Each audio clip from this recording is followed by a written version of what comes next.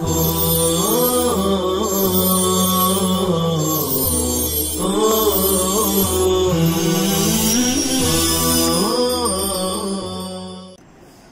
اللہ الرحمن الرحیم الحمد للہ رب العالمین الحمد للہ حمدا کثیرا طیبا مبارکا فیہ وصلی اللہ وسلم علی نبینا محمد وعلی آلہ واصحابہ وبارک وسلم تسلیما کثیرا کثیرا۔ عزیز طلباء کرام، باب زکوٰۃ الزروع والثمار، اس باب کا آغاز کیا گیا ہے زمین سے اگنے والی چیزوں میں صدقات واجبہ کا بیان۔ زمین کی پیداوار میں وجوب عشر کے حوالے سے حضرت امام صاحب اور حضرات صاحبین کا اختلاف بیان کیا جا رہا تھا۔ امام صاحب رحمۃ اللہ علیہ کے نزدیک بانس، ایندھن کی لکڑی اور گھاس کے علاوہ زمین کی تمام پیداوار میں عشر مطلقاً واجب ہے، اور حضرات صاحبین فرما رہے تھے کہ زمین کی پیداوار میں وجوب عشر کے لیے دو شرطیں لازمی اور ضروری ہے۔ پہلی شرط یہ تھی کہ وہ پیداوار بقدر نصاب ہو، یعنی کم از کم 5 وسق ہو۔ دوسری شرط یہ ہے کہ ایسی پیداوار ہو جس میں بقا اور دوام ہو۔ اگر یہ دو شرطیں پائی جائے گی تو پیداوار میں عشر واجب ہوگا، ورنہ نہیں۔ صاحبین کی دلیلیں ذکر کی جا چکی۔ ولی ابی حنیفہ رحمہ اللہ تعالی، اب یہاں سے امام ابو حنیفہ رحمۃ اللہ علیہ کی دلیل کو بیان کیا جا رہا ہے۔ عدم اشتراط نصاب کے سلسلے میں، یعنی وجوب عشر میں،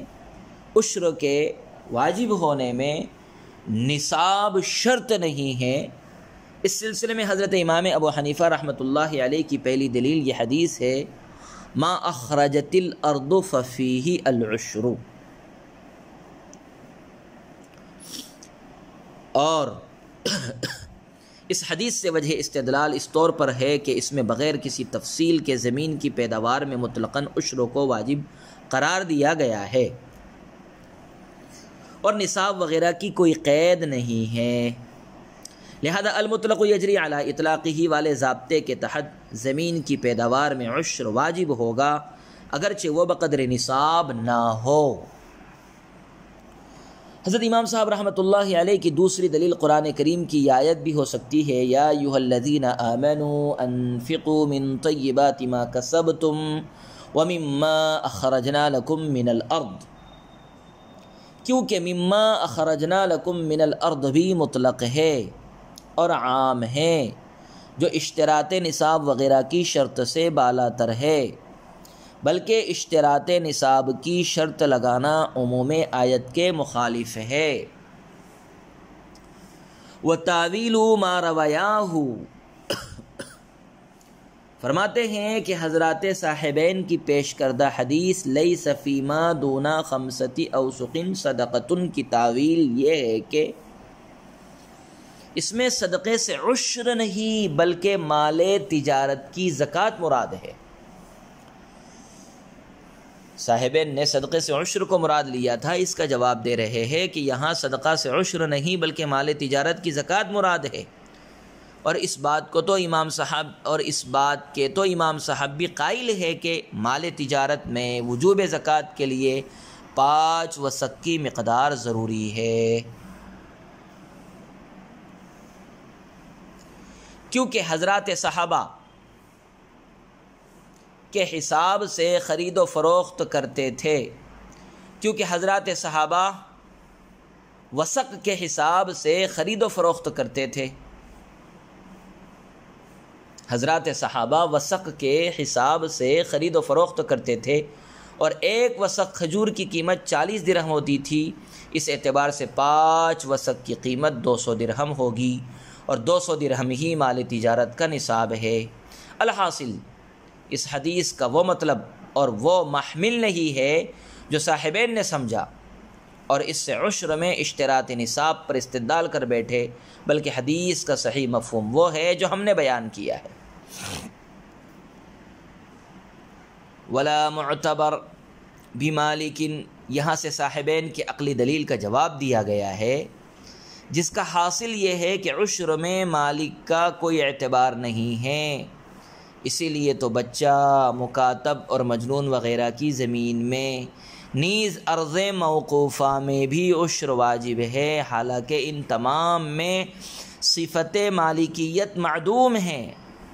لہذا جب عشر میں مالک کا اعتبار نہیں ہے تو اس کی صفت یعنی غنا کا اعتبار کیسے اور کیوں کر ہو سکتا ہے؟ یہی وجہ ہے کہ عشر میں حولان حول بھی شرط نہیں ہے، کیونکہ حولان حول کی شرط نمو اور بڑھوتری معلوم کرنے کے لیے ہوتی ہے، اور پیداوار کا پورا حصہ نمو اور بڑھوتری ہے۔ وَلَهُمَا فِي الثَّانِي، دوسری شرط یعنی بقا اور پیداوار کی شرط کے متعلق حضرات صاحبین کی دلیل یہ حدیث ہے، لَيْسَ فِي الْخَضَرَوَاتِ صَدَقَةٌ، کہ سبزیوں میں صدقہ نہیں ہے۔ حضرات صاحبین یہاں بھی صدقہ سے عشر مراد لیتے ہیں، اور حدیث کا مطلب یہ بیان کرتے ہیں کہ جب حدیث میں صدقہ سے زکوٰۃ مراد نہیں ہے تو ظاہر ہے کہ اس سے عشر مراد ہوگا، اور عشر ہی کی نفی ہوگی، یعنی سبزیوں میں عشر نہیں ہے، اور سبزیوں میں عدم وجوب عشر کی علت عدم بقا ہے، یعنی سبزیاں بغیر کسی علاج و معالجہ کے سال بھر باقی نہیں رہتی، اس لیے ان میں عشر واجب نہیں ہے۔ لہذا ہر وہ پیداوار جس میں عدم بقا والی خرابی اور کمزوری پائی جائے گی اس میں عشر واجب نہیں ہوگا۔ وَلَهُ مَا رَوَيْنَا، اس عبارت سے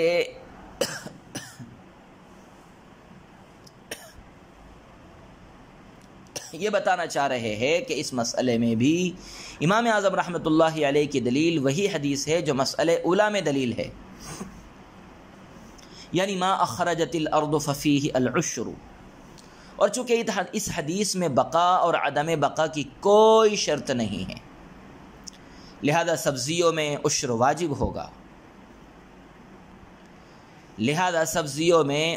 واجب ہوگا، ہر چند کے ان میں دوام اور استقرار نہ ہو، چاہے وہ باقی نہ رہے، پائیدار نہ ہو، عشر واجب ہوگا سبزیوں میں بھی۔ اور حضرات صاحبین کی پیش کردہ حدیث کا جواب اور اس کا صحیح مطلب یہ ہے کہ اگر سبزیوں کا مالک قیمتاً عشر دینے سے انکار کر دے تو اب عاشر کو عین خضروات میں سے عشر نہیں لینا چاہیے، کیونکہ عاشر عموماً شہر سے دور رہتا ہے، اور شہر سے دور فقراء و مساکین کم رہتے ہیں، اس لیے صاحب شریعت نے عاشر کو یہ ہدایت دی ہے کہ وہ سبزیوں میں سے ہی عشر نہ لے، اس لیے صاحب شریعت نے عاشر کو یہ ہدایت دی ہے کہ وہ سبزیوں میں سے ہی عشر نہ لے۔ یہ حدیث پاک کا صحیح اور واضح مفہوم ہے۔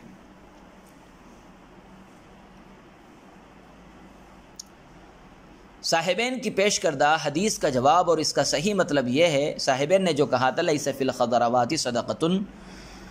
اس کا صحیح مطلب یہ ہے کہ اگر سبزیوں کا مالک قیمتاً عشر دینے سے انکار کر دے تو اب عاشر کو عین خضروات میں سے عشر نہیں لینا چاہیے، کیونکہ عاشر عموماً شہر سے دور رہتا ہے، اور شہر سے دور فقراء و مساکین کم رہتے ہیں، اس لیے صاحب شریعت نے عاشر کو یہ ہدایت دی ہے کہ وہ سبزیوں میں سے ہی عشر نہ لے۔ یہ حدیث پاک کا صحیح اور واضح مفہوم ہے، اور حدیث پاک کا یہ مفہوم ہرگز نہیں ہے کہ خضروات میں عشر ہی نہیں ہے، یہ حدیث پاک کا مفہوم نہیں ہے۔ وَلِأَنَّ الْأَرْضَ، حضرت امام ابو حنیفہ رحمۃ اللہ علیہ کے مسلک پر عقلی دلیل یہ ہے، حضرت امام ابو حنیفہ رحمۃ اللہ علیہ کے مسلک پر عقلی دلیل یہ ہے کہ وجوب عشر کا سبب زمین کا نامی ہونا ہے، وجوب عشر کا سبب زمین کا نامی ہونا ہے،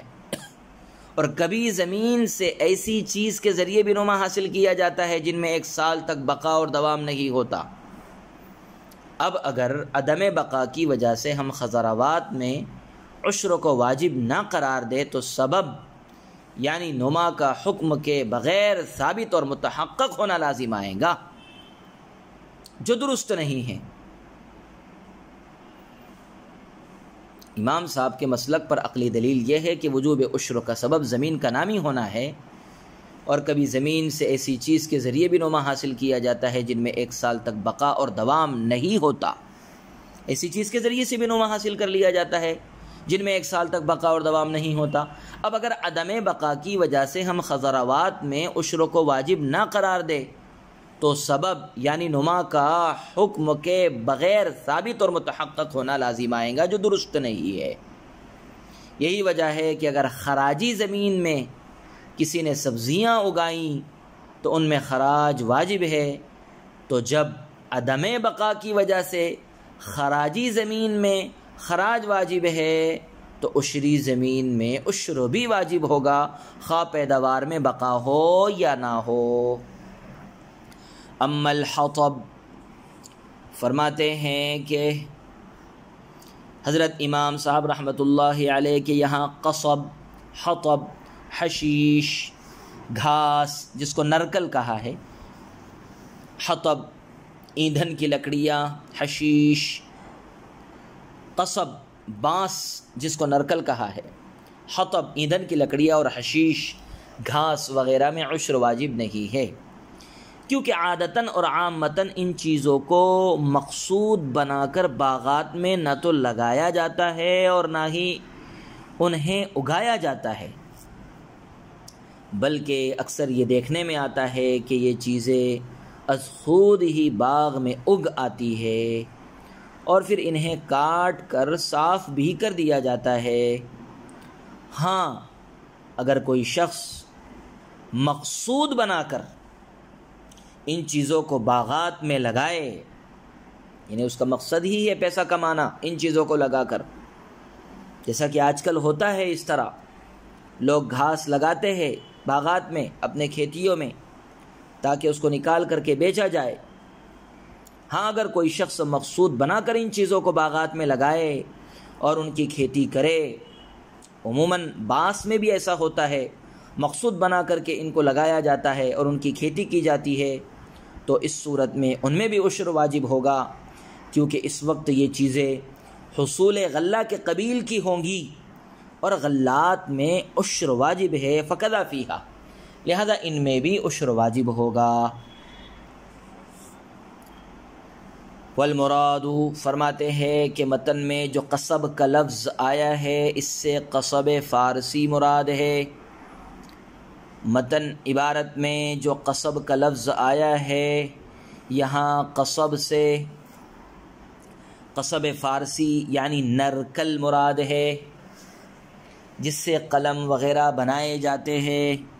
بانس۔ اس سے قصب السکر یعنی گنا اور چرائتا مراد نہیں ہے، ایک طرح کی لکڑی ہوتی ہے، یہ مراد نہیں ہے۔ قصب السکر گنا، اس سے تو غلہ ہی مقصود ہوتا ہے، نفع حاصل کیا جاتا ہے، تجارت کی جاتی ہے۔ قصب فارسی یعنی بانس مراد ہے، گنا مراد نہیں ہے، کیونکہ ان دونوں سے حصول غلہ مقصود ہوتا ہے۔ جڑی بوٹی میں استعمال کیا جاتا ہے چرائتا، کیونکہ ان دونوں سے حصول غلہ مقصود ہوتا ہے اور ان میں عشر بھی واجب ہوتا ہے۔ اس کے برخلاف کھجور کی شاخوں میں اور بھوسے میں عشر واجب نہیں ہے، کھجور کی شاخوں میں اور بھوسے میں عشر واجب نہیں ہے، کیونکہ ان میں صعف سے تمر یعنی چھہارا مقصود ہوتا ہے، جبکہ تبن یعنی بھوسے سے دانہ اور اناج مقصود ہوتا ہے، اور چونکہ تمر اور حب میں عشر واجب ہے لہذا ان کے فضلات میں وجوب عشر کی کوئی ضرورت نہیں ہے۔ اس کے برخلاف کھجور کی شاخوں میں اور بھوسے میں عشر واجب نہیں ہے، کیونکہ ان میں صعف سے تمر یعنی چھہارا مقصود ہوتا ہے، جبکہ تبن یعنی بھوسے سے دانہ اور اناج مقصود ہوتا ہے، اور چونکہ تمر اور حب میں عشر واجب ہے، غلے میں، دانے میں، کھجور میں عشر واجب ہے، لہذا ان کے فضلات میں یعنی بھوسے میں اور لکڑی میں وجوب عشر کی کوئی ضرورت نہیں ہے۔ وصلی اللہ وسلم علی نبینا محمد وعلى آلہ واصحابہ وبارک وسلم تسلیما کثیرا کثیرا۔ السلام علیکم ورحمۃ اللہ وبرکاتہ۔